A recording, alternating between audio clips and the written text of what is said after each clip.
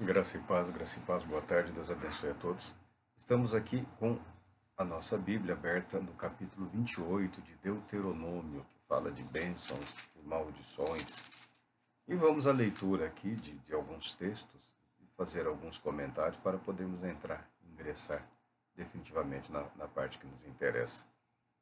Diz assim a palavra de Deus: Se fielmente obedeceres a palavra do Senhor teu Deus, tendo o zelo de seguir todos os seus mandamentos que neste dia te ordeno, o Senhor, o teu Deus, te exaltará sobre todas as nações da terra.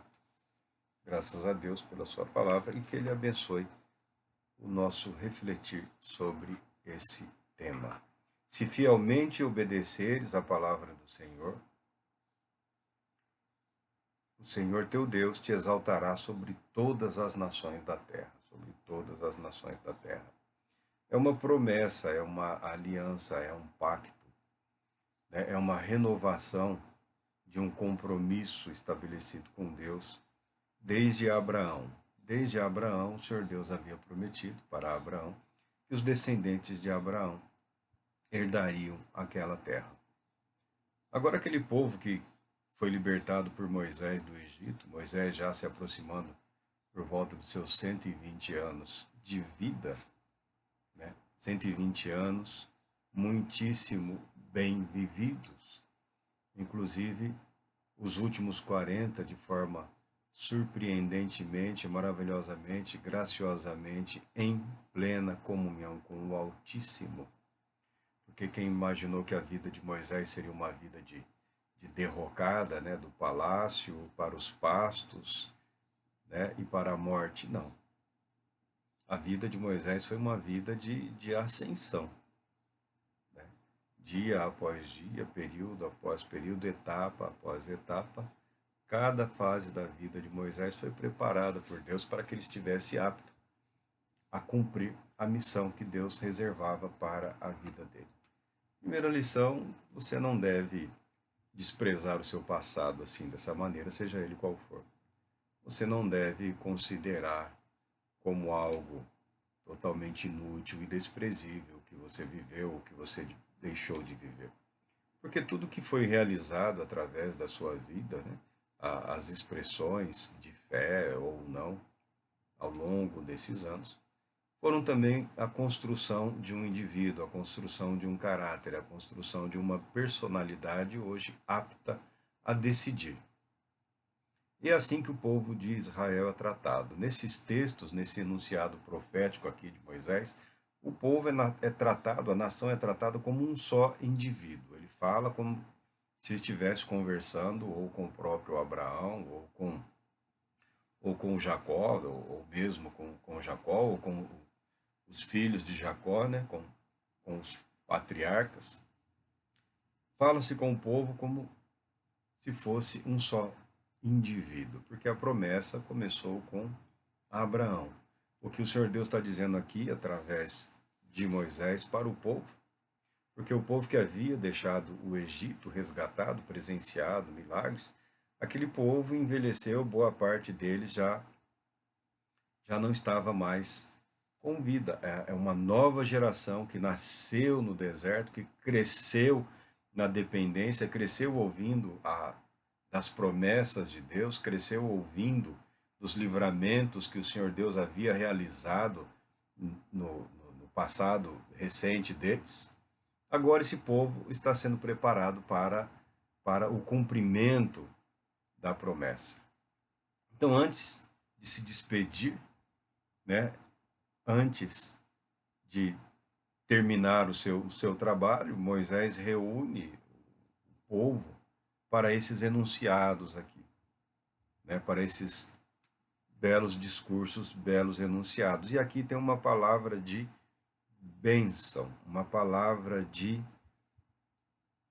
garantia da parte de Deus que o que havia sido prometido se cumpriria.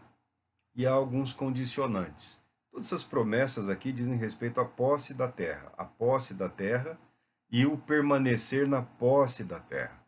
Deus garantia que o povo conquistaria a terra, porque era algo que o próprio Senhor Deus havia reservado para eles. Mas aqui diz o seguinte: se ouvires a voz do Eterno teu Deus, virão sobre ti e te acompanharão todas estas bênçãos. E tem um enunciado de bênçãos. O povo é chamado a um reavivamento, por assim dizer, a uma reunião, a um compromisso, né, a um fortalecimento do compromisso, do propósito de ser um povo temente a Deus, povo que expressaria na sua vida o fato de ser pertencente a Deus. Por que pertencente a Deus? Porque Deus os resgatou da escravidão. Eles foram libertados da escravidão. Eles pertenciam àqueles que o libertou. Povo escolhido por Deus com um propósito de ser bênção para todas as nações. Aí há aquelas divergências, né? Aqueles ciúmes, né? Isso acontece, o ser humano ele é assim mesmo, né? No versículo 1 diz que o Senhor Deus te exaltará sobre todas as nações da terra. Isso causa um certo ciúme, se considerar que o povo de Israel até hoje é um povo, uma população pequena. É uma população pequena, não é um povo tão grande. As informações que eu tinha até um tempo atrás, mas no começo do ano, nos primeiros vídeos que gravamos, era de 8 milhões, 9 milhões em Israel. Hoje já falam em 10. É difícil encontrar fontes assim que, que te deem a garantia dos números, mas que sejam hoje cerca de 10 milhões. 10 milhões vivem em Israel. Né? Nós, como falamos da Terra Santa, eu mesmo, quando era criança, né? Você cresce ouvindo a Bíblia, ouvindo dos feitos, né? Quando criança pequena, eu imaginava que o Rio Jordão era uma espécie de Rio Amazonas, quando na verdade nós sabemos que comparado aos rios que nós temos aqui no Brasil, um rio singelo, é uma coisa simples, que o Estado de Israel hoje, e talvez durante quase toda a sua existência, não é maior, nunca foi maior, muito maior do que o nosso estado de Sergipe, lá no Nordeste brasileiro. Né? Então, nós temos uma visão das coisas de Deus comparando com a nossa perspectiva diante das coisas da realidade, da sociedade. Né? Você fala das monarquias, vamos falar da França, que é muito conhecida, as monarquias da França, as monarquias dos ingleses, né? E você acha aqueles palácios magníficos, né? Aqueles jardins lá na França, os jardins quilômetros de jardins, umas coisas fantásticas, né? Aquelas construções magníficas. E quando você é transportado para o ensinamento bíblico, principalmente as crianças mais jovens, né? Tem essa perspectiva, esta expectativa, né? Ao saber muito que Israel não são mais que 10 milhões de israelitas lá, 10, que sejam 11 milhões de israelitas lá, muitos até ficam assim, abismados, né? Nós somos 200 milhões aqui no Brasil. 200 milhões. 200 milhões. Mas quando o Senhor Deus fala que exaltará o povo acima de todas as nações da terra, está falando do propósito, do privilégio, do privilégio, da prerrogativa e da responsabilidade daquele povo de ser uma nação sacerdotal, de ser um povo diferente, de ser o povo que proclama a todos os povos, a todas as nações, a verdade sobre Deus, sobre o Criador. É isso que a palavra de Deus está afirmando, a relevância do propósito para o qual eles foram chamados. Não é uma questão de dominação sociopolítica, econômica ou cultural. Se bem que nós sabemos, em termos de contribuição no conhecimento científico, os judeus sempre despontam. Né? Em diversas áreas do conhecimento humano, eles se sobressaíram através da história. É um povo incrivelmente abençoado e também, quando se dispõe, são mentes incrivelmente disciplinadas, né? Que se debruçam sobre temas, problemas, né? E buscam soluções e apresentam soluções. Mesmo um povo pequeno, até hoje ele contribui para o bem da humanidade com o conhecimento, com a verdade da fé, das tradições, de tudo que é relevante, né? De tudo que é propósito para encaminhar as pessoas ao caminho certo. Mas aqui nós estamos falando da posse da terra e das bênçãos decorrentes da obediência. Então, há uma escala, há uma libertação da escravidão, há uma libertação, há uma preparação, há uma formação, uma educação, há um estabelecimento num lugar, mediante trabalho, luta, batalha. A posse da terra, você só consegue, naqueles dias, pela guerra, vencendo. A guerra, como espólio do vencedor, passa a ter direito sobre a terra. Ninguém fala, não, vocês estão sem lugar para viver, podem ficar aqui, é de vocês. Não, nunca foi assim. Tá? Mas temos aqui as promessas para obediência, as bênçãos e as maldições. Se ouvires a voz do Eterno teu Deus, sobre ti virão e te acompanharão todas estas bênçãos. Bendito serás tu na cidade, e bendito serás no campo. Benditos os filhos do teu ventre, como igualmente as colheitas da tua terra, os bezerros e os cordeiros dos teus rebanhos. Benditos o teu cesto e a tua amassadeira. Bendito serás ao entrares e bendito serás ao saíres. O Senhor fará que sejam derrotados na tua presença os inimigos que se levantarem contra ti. Por um caminho partirão contra ti, mas por 7 caminhos fugirão da tua presença. Proteção física, proteção dos inimigos nas guerras, nas batalhas, uma garantia de vitória. E no 8 diz, o Senhor enviará bênçãos aos teus celeiros, bem como todo o trabalho realizado pelas tuas mãos. O Senhor, o teu Deus, te abençoará ricamente na boa terra que te concede. E tem bênçãos aqui no contexto de fertilidade, né? Fertilidade da terra, prometendo colheitas fartas, fertilidade dos animais, né? Rebanhos saudáveis e crescentes, fertilidade humana, né? Posteridade ricamente abençoada, filhos e filhos e mais filhos. Todas essas bênçãos, todo esse firmar bênçãos tem o propósito de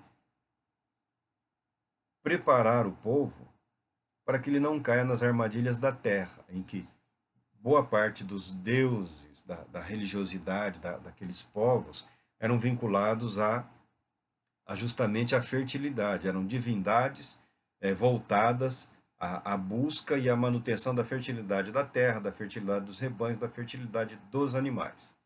Como nós já sabemos, todas essas religiões, essas práticas religiosas do passado, com vistas à fertilidade, elas acabaram gerando muita corrupção, muitos problemas. Era uma questão bastante envolvendo imoralidade, questões assim absurdas. Né? Não queremos entrar nesse aspecto aqui, mas se você ler a Bíblia, se você pegar aqui, a Bíblia é bastante clara em relação ao que acontecia. Você pega aqui o livro da lei, as proibições estabelecidas para os judeus que constam do livro de Levítico. Por que o Senhor Deus proíbe se o povo não estava fazendo nada daquilo? O Senhor Deus proíbe porque os povos da terra ou das terras para onde eles estavam caminhando para tomar posse, praticavam como lei, como religião, tudo isso que a palavra de Deus proíbe. A total ausência de limites, a total ausência de comprometimento com Deus por parte daqueles povos, acabaram resultando no fato de que o Senhor Deus exercitou o direito de julgar aqueles povos, considerando-os culpados, decidindo por retirá-los daquela terra que ele decide dar ao povo, aos descendentes de Abraão. Então, a sua leitura aqui do livro, o livro da lei, tanto ao estabelecimento do culto, para que o culto permaneça naquele mesmo contexto que foi transmitido para Moisés no Monte Sinai, com relação às práticas sociais, do casamento, das relações sexuais, da vida familiar, da vida social, dos negócios, tudo isso é estabelecido como lei, são leis já conhecidas universalmente, praticamente em quase todo aquele mundo, mas nessa terra para onde o povo estava sendo conduzido, essas leis haviam se corrompido, estavam distorcidas. Tá? Então, o Senhor Deus estabelece um pacto com esse povo, com essa nova geração que se prepara para tomar posse da terra, liderada por alguns dos anciãos ainda remanescentes, né? Liderada por alguns anciãos, mas que não tinham todo o conhecimento, não tinham a experiência do agir de Deus, né? Através do povo da aliança, do povo do pacto. E também preocupado com que essa nova geração, assim que tomasse posse da terra, daquela terra, não se corrompesse. O contexto aqui de bênçãos, continua falando aqui, o Senhor te abrirá o bom depósito, o Senhor te abrirá o céu, o depósito do seu tesouro, para dar chuva à tua terra no seu tempo e para abençoar todas as obras das tuas mãos. Emprestarás a muita gente, porém tu não tomarás emprestado. Todos nós lemos esses textos e nos alegramos, porque de fato o que nós podemos extrair da palavra de Deus, o que nós podemos trazer para as nossas vidas é que a obediência compensa. Deus abençoa aqueles que são seus, mas no seu amor generoso ele abençoa toda a humanidade. Mas em algum momento haverá uma distinção entre o justo e o perverso, entre o que serve a Deus e o que não serve a Deus. Para aqueles que estão servindo a Deus, a promessa de bênçãos é garantida por Deus, independente de artifícios. As bênçãos de Deus na vida do indivíduo, na vida da família, as bênçãos de Deus na sociedade, as bênçãos de Deus numa nação, em um povo, não decorrem de artifícios, de artimanhas, de práticas. Decorre do fiel amor de Deus àquele que lhes são fiéis. As bênçãos de Deus nas nossas vidas são decorrentes do nosso estado de obediência e submissão e de vivência, de dedicação à vida em obediência à vontade dele. Não é uma questão de desafios, de contendas, de lutas ou de batalhas. As bênçãos de Deus passam a acontecer de maneira natural, no cotidiano, no dia a dia, na vida, no viver. Nem tudo tem que ser um cavalo de batalha, uma tempestade, um terremoto, um maremoto, ou um oceano que se abre. A vida pode e deve adquirir um tom de normalidade. A vida pode e deve adquirir a sua rotina, né? O seu viver diário, a sua semana, o seu final de semana, o seu mês de trabalho, o seu ano de trabalho, a sua vida de compromisso, vivendo na atividade que você escolheu, que você decidiu ou que você herdou, não importando onde ou como, mas importando a quem você realmente é e a consciência que você tem de que o bem que sobrevém sobre você, sobre a sua casa, sua família, decorrem da fidelidade e do amor de Deus, porque você pertence a Ele. Nem tudo tem que ser uma batalha, tem que ser uma luta. Mas a palavra de Deus também apresenta aqui, você vira a página aqui, fala: contudo, se não obedeceres à palavra do Senhor teu Deus, não zelando pelo cumprimento de todos os seus mandamentos e decretos, que neste dia te ordeno, então virão todas estas maldições sobre ti e te alcançarão. Maldito serás tu na cidade, e amaldiçoado serás no campo. Maldito o teu cesto e a tua amassadeira. Malditos os filhos do teu ventre e o fruto da tua terra, e as crias das tuas vacas e das tuas ovelhas. Maldito serás ao entrares e maldito ao saíres. O Senhor mandará sobre ti maldições, confusão e repreensão em tudo que fizeres, até que sejas destruído e sofras repentina ruína por causa da malignidade das suas ações, pelas quais me abandonastes. Quando se fala nesse texto aqui de bênçãos e maldições, não é uma questão de conhecimento automático ou de consequência imediata resposta, né? Você age e vem o bem. Você deixa de agir e vem automaticamente o mal. A primeiro plano, O objetivo de Deus é deixar claro para o povo de que um pacto, de que uma aliança, de que um compromisso com Ele, que o desfrutar das bênçãos, do amor dele, da proteção dele para com o povo, isso é gratuito. Isso é gratuito. Mas Deus exige a obediência. Obediência em que sentido? O que está sendo impedido o povo? O que eles não podem fazer? Enquanto indivíduos, enquanto homem, enquanto mulher, enquanto jovens, enquanto grupo social, enquanto nação, qual é a proibição que recai sobre a vida deles? Praticamente nenhuma. A organização social, política, religiosa, cultural, nada disso está impedido ao povo. O que é vedado ao povo é esquecer-se de quem os abençoou. O que o povo não pode, de maneira nenhuma, é esquecer quem é o Senhor seu Deus e cair na fantasia, na ilusão, no delírio e começar a participar da religiosidade condenada, da religiosidade mundana, da religiosidade não revelada, da religiosidade não trazida dos céus, mas fermentada no coração do homem.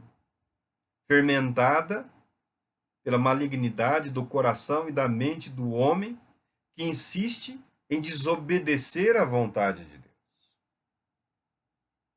Israel, o povo de Deus, não é proibido de prosperar, não é proibido de ter filhos, de ter riquezas, de fazer comércios. Eles não, ao serem levados à terra, não há na palavra de Deus nada sobre construir um muro e não se relacionar com mais ninguém, nem que fosse nunca. Em nenhum momento a palavra de Deus ensinou isso. Não ensinou isso para Israel e não ensina isso para a igreja, porque a igreja é o romper com todas as fronteiras, com todas as barreiras.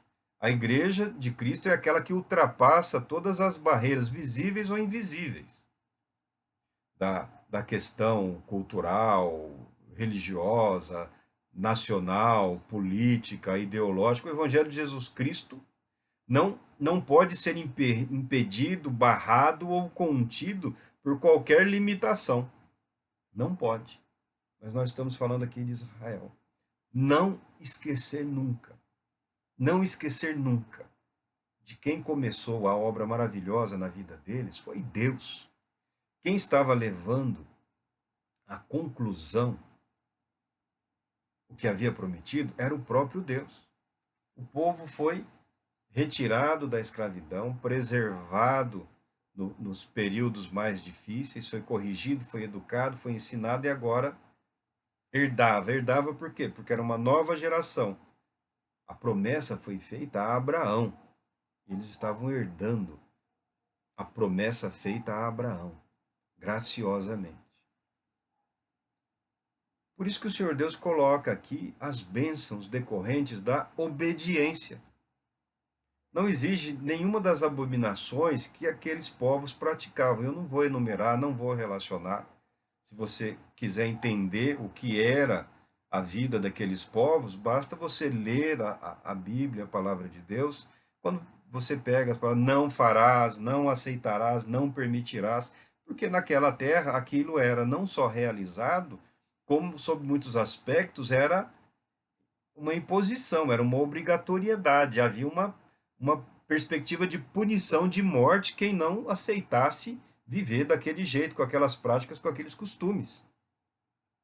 Tanto que são povos que foram tomados pela arrogância, né, pelo egoísmo, né, se fecharam, né, grupos que se fechavam, muito embora fossem numerosos, eles eram separados, né, isolados, se auto-isolavam. Cada povo, cada um com o seu Deus, cada um com a sua abominação, como a palavra de Deus declara. Por que cada um com a sua abominação?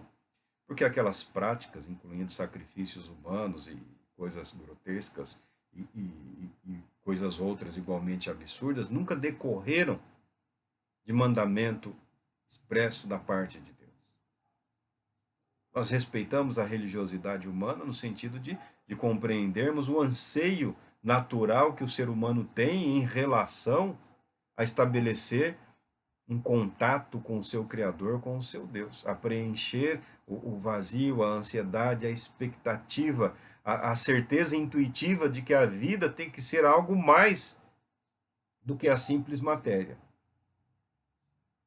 Compreendemos, respeitamos esse anseio, essa natural busca por uma espiritualidade, mas não comungamos com todas as práticas que aí estão, porque entendemos que muitas delas, como resposta à verdade revelada de Deus, do Deus que ama, do Deus que cria, do Deus que sustenta, do Deus que resgata, do Deus que restaura, não estão de acordo.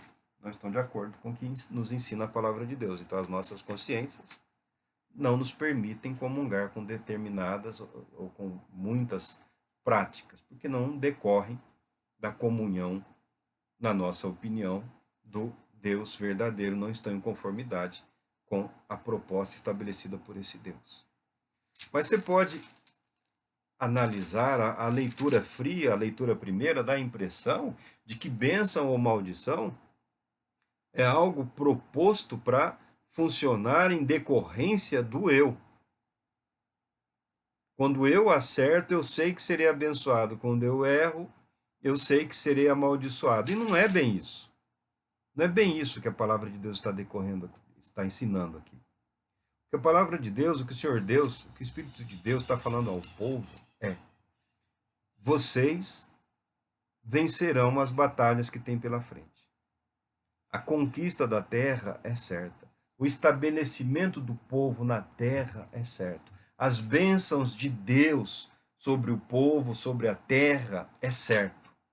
Mas tão certo como todas as bênçãos decorrem de Deus, você não pode se esquecer nunca que Deus sabe que acontecerá de você abandoná-lo. A história de Israel está sendo aqui já antecipada, está sendo aqui comprimida. É claro que com a conquista, com a vitória, com a posse, a certeza da fidelidade de Deus, ela é presente na vida de todos. Mas ninguém vive em guerra para sempre.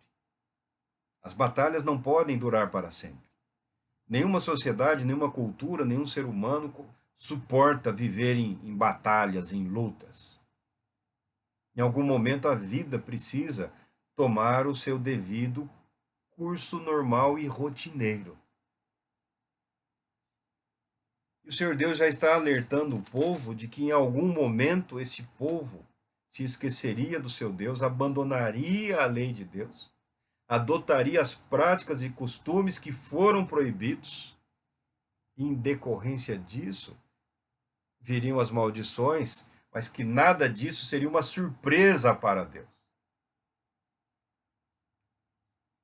Fala para um povo, fala para uma nação, como se fosse um só indivíduo, mas dizendo: eu sei muito bem quem você é. Eu sei muito bem qual é a natureza humana. Eu conheço muito bem os seus pensamentos.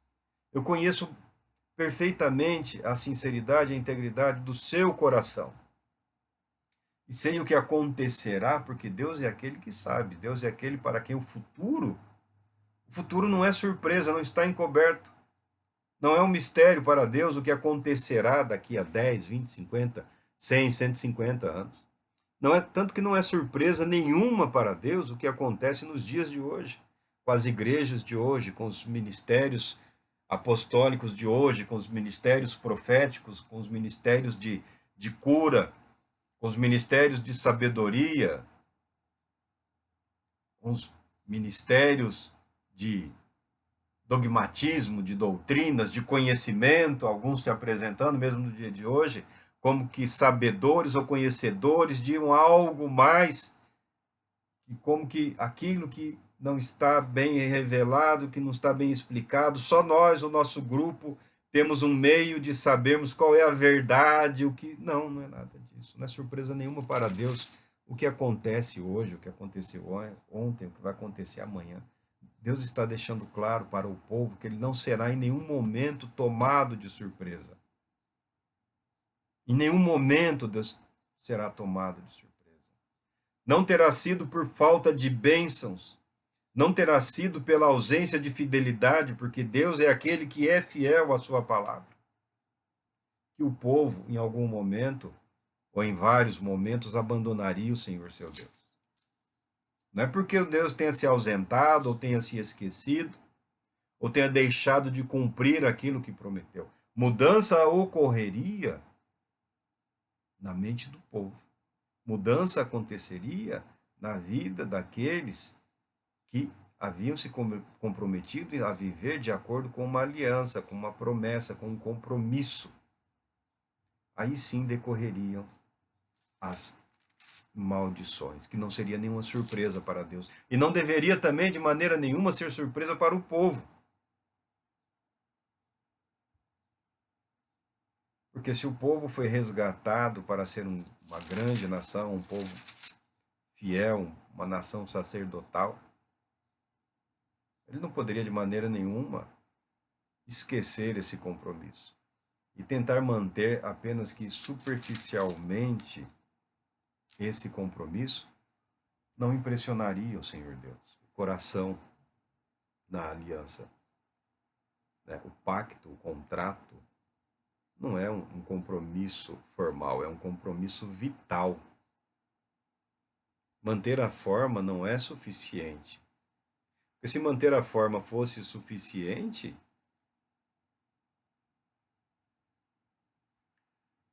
não ocorreria o que acontece na igreja.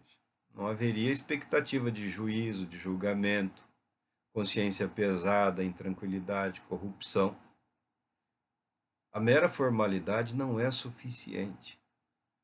O pacto com Deus, o compromisso com Deus, a aliança com Deus é um compromisso vital. É um compromisso vital.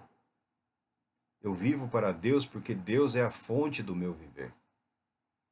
Eu expresso a minha fé na minha vida, porque a minha fé é a minha vida. Não é parte integrante, não é um adorno, não é um dia, não é uma reza, não é uma memória. É uma fé viva, é uma fé entrelaçada à vida. A vida expressa a fé. A fé conduz o viver. Tanto que não é surpresa nenhuma a certeza da parte de Deus de que o povo sofreria, seria responsabilizado por romper, por não ser fiel, por ser infiel ao seu Deus. Que no discurso aqui de Moisés, logo à frente, quando ele fala da renovação da aliança, do arrependimento do povo, aqui ó, 29:9. Portanto, observai fielmente as palavras desta aliança e colocai-as em prática para serdes prósperos e bem-sucedidos em tudo o que realizardes. As bênçãos são certas. A fartura, a prosperidade, a fertilidade da terra, dos rebanhos, a fertilidade humana é certa. As maldições são decorrentes do abandono ao Deus que gratuitamente salvou e amou. Mas no capítulo 30, quando começa a falar aqui do arrependimento, do perdão, da volta do povo para Deus. Portanto, quando se cumprirem em ti, ó Israel, todas estas palavras, as bênçãos e maldições que coloquei diante de ti, e elas te atingirem, onde quer que o Senhor teu Deus te disperses entre as nações, veja bem, presta atenção aqui no que diz a palavra de Deus. Portanto, quando se cumprirem em ti, ó Israel, Deus está garantindo que mesmo sabendo o que ocorreria, ele não abandonaria o seu povo. O que ele diz aqui? E quando te converteres ao Senhor teu Deus, obedecendo a sua voz, conforme tudo o que hoje te ordeno, tu e teus filhos, com toda a disposição do coração e vontade da alma. Então o Eterno teu Deus mudará a tua sorte para melhor e se compadecerá de ti. O Senhor, o teu Deus, te fará retornar do exílio e te restaurará. Terá compaixão de ti e te reunirá novamente de todas as nações entre as quais te havia espalhado. Mesmo que tiveres se disposto para terras mais longínquas debaixo do céu, de lá o Senhor, o teu Deus, te trará de volta para te reunir em nação. E tem uma promessa aqui, o Senhor Deus falando através de Moisés, que o cumprimento, a execução, a realidade de bênçãos, maldições, a palavra é essa, não adianta tentar usar outra palavra, da responsabilização decorrente da desobediência, as maldições. Porque as bênçãos são gratuitas, a maldição é decorrente da afronta. A bênção é algo natural, aquele que reconhece a Deus como seu Senhor. Se ouvires e obedeceres, será aceitando o povo, vivendo de acordo com o que Deus com que Deus estabeleceu. As bênçãos são naturais e constantes, as maldições são decorrentes do enfrentamento, do afrontamento, do esquecimento. Mas fala que mesmo assim, mesmo o povo sendo fadado pela sua própria natureza a enfrentar todo esse processo de sofrimento, de dispersão, de angústia, a promessa de restauração do povo, ela é muito superior. Ela nos lembra algo mais. Ela nos lembra as promessas do Salvador, as promessas de Deus em Cristo Jesus. Porque quando a nação se arrepende, ela está dispersa, não é mais um estado, não é mais um território. Aconteceu mais de uma vez. Aconteceu mais de uma vez. No sofrimento, na dor, o povo entendeu e aceitou o compromisso que Deus tinha com ele. O povo entende, aceita e volta para Deus. E volta para Deus. Consciente e espontaneamente volta-se para Deus. Entende que a dor, o sofrimento, é um tratar de Deus. É uma maneira, é um modo de Deus chamar a atenção e trazer o povo para uma obediência e para um estado de obediência que vai superar em muito o que a nação experimentou no início, experimentou no teu começo. Aqui fala o povo. Aqui fala no capítulo seguinte, no versículo 15, eis que hoje estou colocando diante de ti a vida e a felicidade perenes, ou a morte, destruição e infelicidade. Portanto, hoje te ordeno que ames o Senhor, o teu Deus, andando em seus santos caminhos e guardando todos os seus mandamentos, decretos e ordenanças. Assim tereis vida plena e muito crescerás em número. E o Eterno teu Deus te abençoará na terra em que estás entrando, a fim de tomares posse dela. Aí tem aqui as advertências, né? Eu vos declaro neste momento solene, é certo que serás destruído e perecerás. Não prolongarás teus dias sobre a face da terra em que, ao atravessar o Jordão, estás entrando para dela tomar posse. Invoco hoje o céu e a terra como testemunhas contra ti, de que apresentei diante de ti os caminhos da vida e da morte, a bênção e a maldição. Escolhe, pois, o caminho da vida, para que viva plenamente, tu e tua descendência, amando o Senhor teu Deus, obedecendo. O chamado, o convite para uma dinâmica, expõe a realidade da natureza humana, da nossa tendência, em quando as coisas estão bem, tentarmos experimentar assim outras atitudes, outros comportamentos, outras ideias, outras maneiras nunca foi, nunca será por falta de advertência. As bênçãos de Deus, elas são eternas. As bênçãos de Deus, elas são eternas, elas são permanentes. O abençoar de Deus, ele não muda. O que há, de fato, é um fugir dessas bênçãos de Deus. O que há, de fato, é um procurar, por parte do ser humano, um colocar-se debaixo de situações adversas que acabam produzindo na vida das pessoas todo sofrimento e angústia de um viver afrontoso a Deus. As bênçãos à vida são permanentes, são eternas, tanto que o chamado ao arrependimento, ou seja, larga essa outra terra em que você está vivendo, abandona esse caminho errado, abandona esse jeito errado de viver, abandona essa maneira errada de tentar expressar a sua fé, essa maneira equivocada, e volta para Deus. Volta para o primeiro compromisso. Volta para a certeza, para a convicção de bênçãos eternas na sua vida, de bênçãos permanentes. Muita gente usa esse texto aqui para tentar levar ou induzir, mas não sei se faz muito sentido você ter que aplicar a questão da posse da terra à igreja ou àqueles que creem em Deus, em Cristo Jesus, porque não são poucos os que creem. O estabelecimento do povo na terra chamada terra de Israel, do povo de Israel, dos descendentes de Abraão, descendente de Jacó, né, descendente dos patriarcas, o povo que foi resgatado do Egito, é uma promessa específica.